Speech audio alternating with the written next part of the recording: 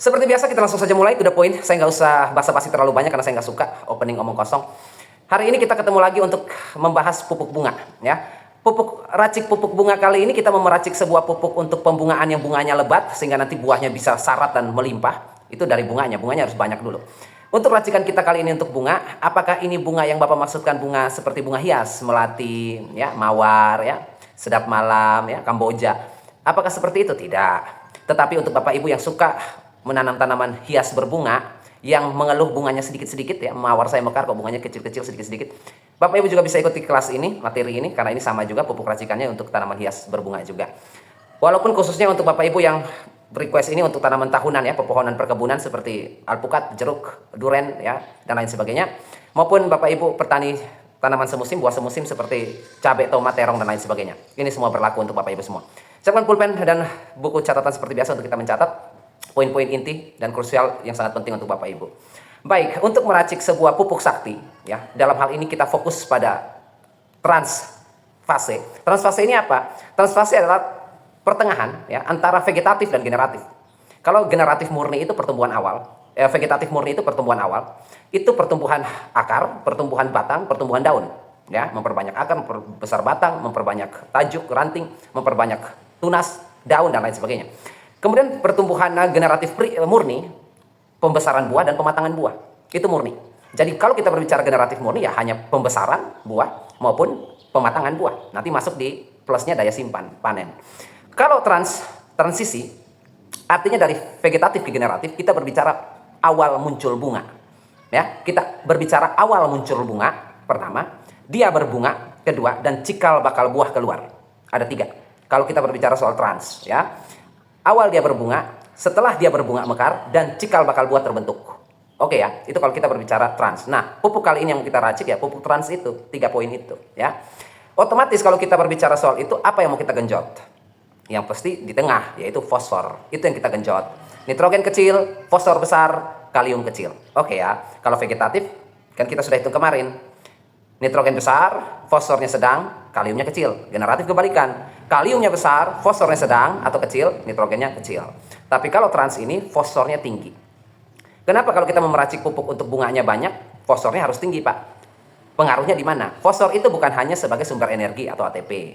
Tetapi fosfor itu paling inti adalah pembelahan sel akar, dalam hal ini adalah akar serabut, memperbanyak akar, istilah kasarnya seperti itu. Oh, pakai banyak fosfor supaya akarnya banyak. Nah, itu memecah sel akar serabut, sehingga rambut akar makin banyak, cengkraman ke dalam tanah semakin banyak, daya serap nutrisi air dan mineral dalam tanah semakin banyak. Itu fungsi fosfor. Fungsi fosfor yang paling penting yang lainnya itu apa? Pembentukan atau pencipta bunga. Seperti itu, ya, bunga dan buah. Fosfor itu berperan penting pada saat pembentukan akar dan juga pembentukan bunga dan buah. Makanya, kalau kita kekurangan fosfor, akarnya sedikit, bunganya otomatis sedikit. Hubungannya apa, Pak, antara akar dan bunga? Hubungannya sangat dekat. Bapak Ibu kalau lihat akar dalam tanah dan bunga di atas daun, ya jauh. Satu bunga, satu akar, ya kan? Satu kotor dalam tanah, berlumpur, dan yang satu bersih, indah. Hubungannya dekat sekali. Hubungannya di mana? Bunga itu, sebuah tanaman memiliki sebuah sistem, ya, di dalam tubuhnya dia. Misalnya, Bapak Ibu mau minum ketika haus, kan? Mau makan ketika lapar, kan? Mau tidur ketika ngantuk. Jadi ada indikasi. Ada indikasi sehingga kita bisa tidur, yaitu ngantuk. Ada respon atau rangsangan ketika kita makan, yaitu lapar. Haus, kita minum. Seperti itu. Sama dengan bunga dan akar ini. Bunga itu menunggu rangsangan, menunggu respon. Ya, tanaman menunggu respon dari akar. Kalau akarnya banyak, ya, akarnya lebat, serabut akarnya banyak, akar tersiernya, maka dia akan berbunga. Salah satu syarat untuk tanaman kita berbunga yaitu akar. Itu hubungannya. Akar kalau masih sedikit, walaupun Bapak Ibu kasih fosfor sebanyak-banyaknya, dia tidak akan berbunga lebat. Kenapa? Karena itu syaratnya. Ya, semua mekanisme tanaman seperti itu, metabolisme tubuhnya, sistem dalam pekerjaan dalam tubuhnya dirancang seperti itu. Jadi kalau tanaman berbunga lebat, Bapak Ibu sudah tahu bahwa akarnya sudah banyak itu. Makanya fosfor itu dibutuhkan di situ. Tanaman hanya bisa berbunga banyak ketika akarnya banyak. Hubungannya lebih detail apa, Pak? Yang kami lebih pahami. Kalau akarnya banyak, Bapak Ibu, akarnya lebat, cengkraman ke dalam tanah si pohon ini lebih kuat. Ya, pondasi kalau besar, pasti rumahnya kokoh. Akarnya, cengkramannya ke dalam tanah kokoh, si tanaman ini tidak lagi hanya bobot tubuhnya bukan hanya ranting, daun, Tidak hanya itu, sekarang plus bunga, nanti mau buah. Jadi yang tadinya dia memikul tubuh si tanaman ini yang hanya batang, ranting, dan daun, sekarang ada tambah lagi satu, yaitu bunga dan buah. Itu berat, Bapak Ibu. Bunga dan buah itu berat. Akar kalau tidak kuat, ambruk pohonnya. Bapak Ibu pernah lihat kan? Buah lebat, pohon ambruk. Pohonnya bengkok. Seperti itu ya? Iya, seperti itu ya. Itu hubungannya. Biar Bapak Ibu ada pencerahan. Hubungan akarnya banyak dengan bunga pada tanaman berbunga berbuah itu apa? Ya, seperti itu. Oke, acuan kita apa untuk membuat pupuk fosfor racikan kita ini yang sangat sakti seperti vegetatif dan generatif? Kita harus ada acuan dulu ya. Acuan yang paling bagus apa? Kalau menurut saya pupuk yang paling bagus untuk majemuk yang sudah komplit ya, yang sudah langsung siap pakai ya, tanpa racik-racik seperti ini. Ada dari Profit Merah ya. Kalau tidak salah produknya seperti ini. Ini Profit Merah, produknya seperti ini dari merek Tetap Jaya. Dia punya grade fertilizer itu 15 nitrogen, 30 fosfor, 15 kalium. Jadi 15, 30, 15. 1, 2, 1. 15 kali 1, 15. 15 kali 2, 30. 1, 2, 1. Itu rumusannya. Grade fertilizer 15, 30, 15 ini adalah grade fertilizer yang ideal. Karena nitrogen dan kaliumnya seimbang, sedangkan fosfornya 2 kali lipat. Itu pupuk pembungaan yang ideal. Seperti itu ya. Dia tidak hanya 15, 30, 15, tetapi dia ada plus magnesium di situ. Ada MgO 1,4%. Plus trace elemen itu unsur mikro, besi, mangan, boron, tembaga, molybdenum dan lain sebagainya. Penunjang. Tetapi di situ dia ada tambahan magnesium 1,4%. Bapak Ibu akan bertanya, ini kan pupuk bunga buah, ya, pupuk akar. Hubungannya apa magnesium? Kok si Profit Merah ini tambahkan 1,4 magnesium? Magnesium itu bukannya klorofil, Pak. Harusnya di pupuk Profit Hijau saja dia adanya. Biar nanti dia bantu nitrogen yang besar. Profit Hijau itu kan 27, 18, 9. Nitrogennya besar kan? Plus magnesium. Nah kenapa Profit Merah ada ikutan magnesium juga? Gini Bapak Ibu, fosfor kalau terlalu dominan, seperti rumusan Profit Merah ini, 15, 30, 15. Ini kan dominan fosfor ini. P-nya tinggi. Fosfor ini akan bersifat antagonis kalau magnesiumnya kecil. Makanya penambahan magnesium 1,4 pada pupuk ini memungkinkan agar penyerapan magnesium bisa terjadi. Karena kalau tidak ada, Bapak Ibu hanya harapkan magnesium dalam tanah, yang kecil, yang sedikit, ya antagonis terjadi. Fosfor antagonis sama magnesium? Iya, fosfor antagonisnya sama magnesium. Kalau dia terlalu besar, tidak diiringi oleh magnesium, jadi akan antagonis. Penyerapan magnesium tidak akan terjadi. Begitupun sebaliknya. Penyerapan fosfor gila-gilaan, seperti itu, akan terjadi penurunan kualitas magnesium dalam tubuh si tanaman. Makanya kita perlu tambahkan magnesium di dalam pupuk ini. Itu tujuannya ada magnesium.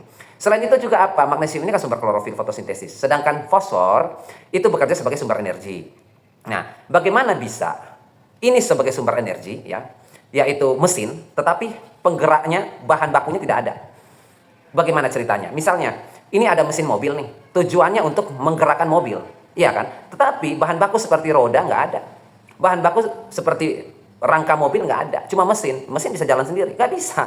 Mesin mana bisa jalan sendiri, iya kan? Dia akan menggerakkan sesuatu, dan sesuatu itu adalah magnesium. Jadi kita butuh bahan baku klorofil ya untuk nanti diproses sehingga nanti bahan bakar ini bisa mengangkut semua hasil itu ya. Makanya magnesium itu ada ya. Pemberahan akar nanti magnesium kerja di situ, pembentukan bunga pun magnesium bisa kerja di situ. Makanya ada penambahan magnesium. Jadi Bapak Ibu jangan heran seolah-olah magnesium itu hanya penambahan harus hanya ada di generatif saja untuk membantu nitrogen. Enggak, fosfor pun dia bantu ya. Jadi itu fungsinya magnesium dan grade fertilizer seperti Profit Merah ini. Nah, apakah perlu kita racik, Pak? Bukankah pupuknya sudah ada ini? Ini pupuknya sudah ada ini. Ngapain lagi kita racik, Pak?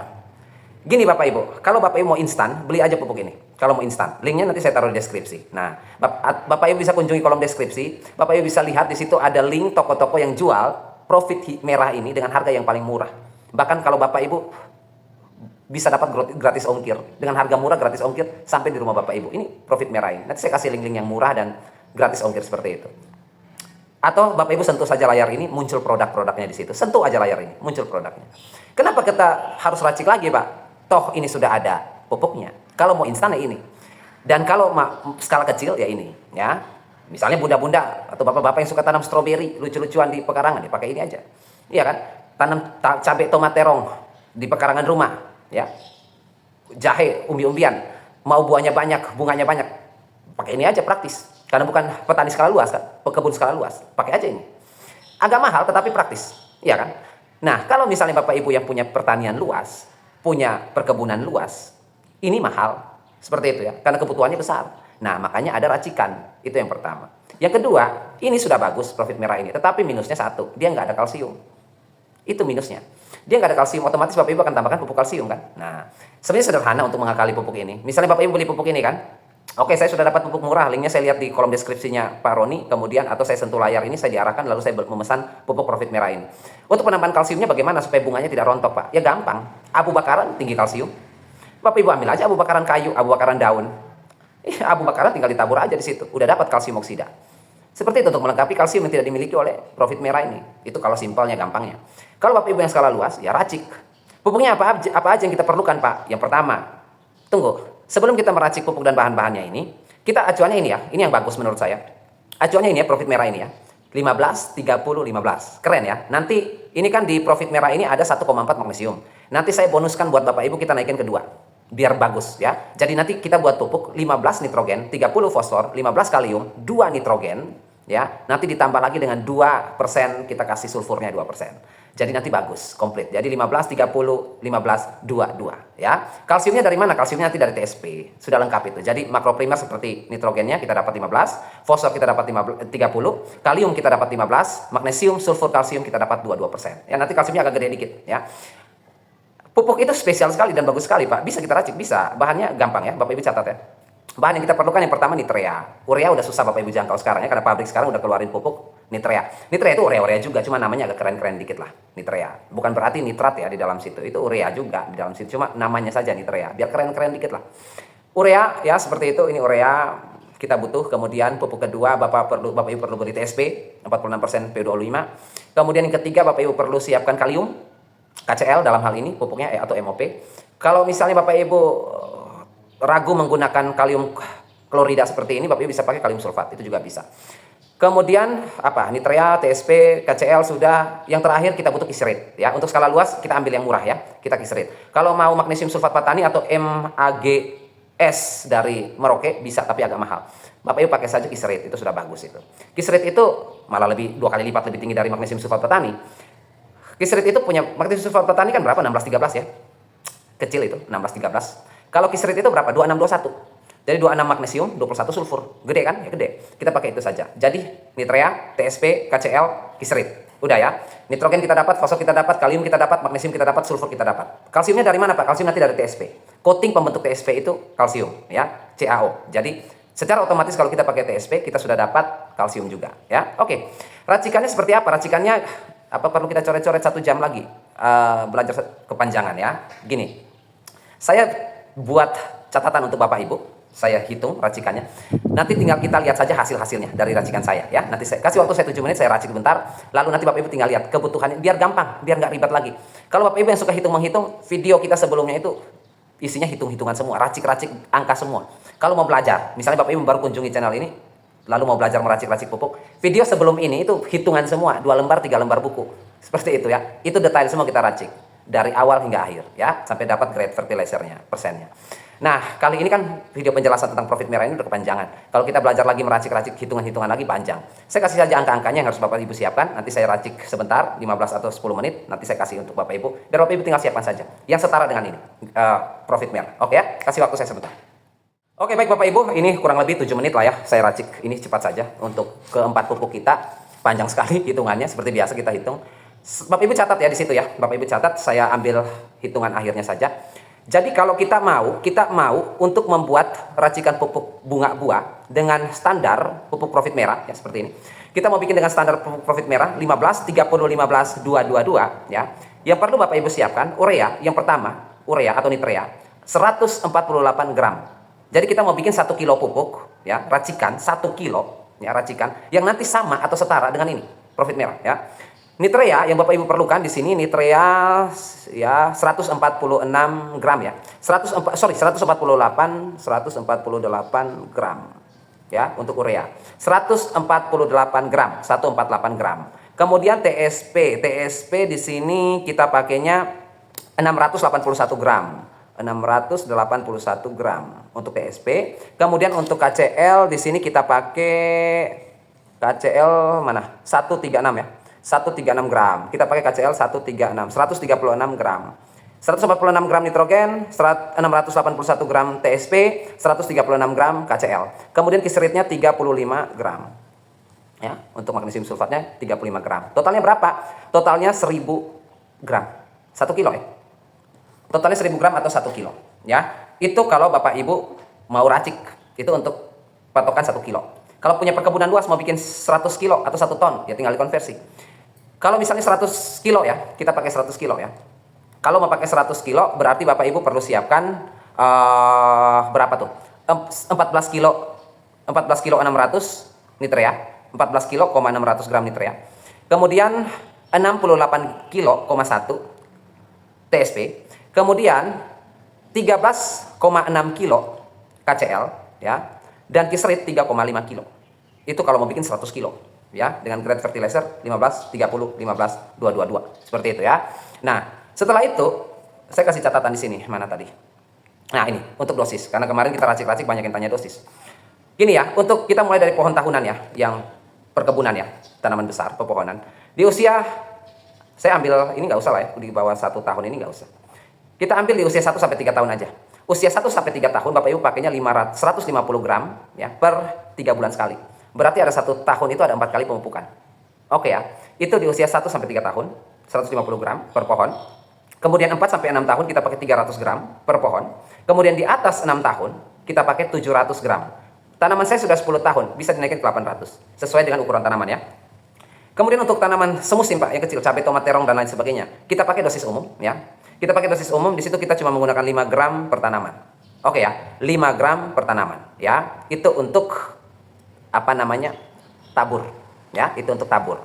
Tapi kalau misalnya Bapak Ibu yang biasa mengaplikasikan pupuk dengan cara kocor, maka Bapak Ibu bisa menggunakan 10 gram per liter air ya, untuk racikan kita ini. 10 gram per liter air. Otomatis tadi kita bikin racikan 1 kilo ya.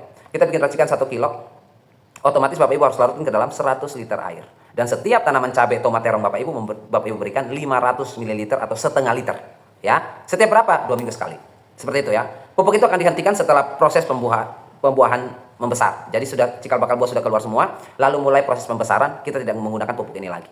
Ya, kita menggunakan pupuk yang generatif murni, yaitu pembesaran buah dan pematangan buah. Pupuk ini dihentikan pada saat buah mulai terbentuk dan mulai membesar, pupuk ini dihentikan. Oke ya. Jadi seperti itu saja untuk Bapak Ibu semuanya, singkat, padat, dan jelas. Jika ada pertanyaan nanti tinggal informasikan saja di kolom komentar seperti biasa. Besok kita masuk di racikan generatif murni ya. Kita masuk di racikan generatif murni.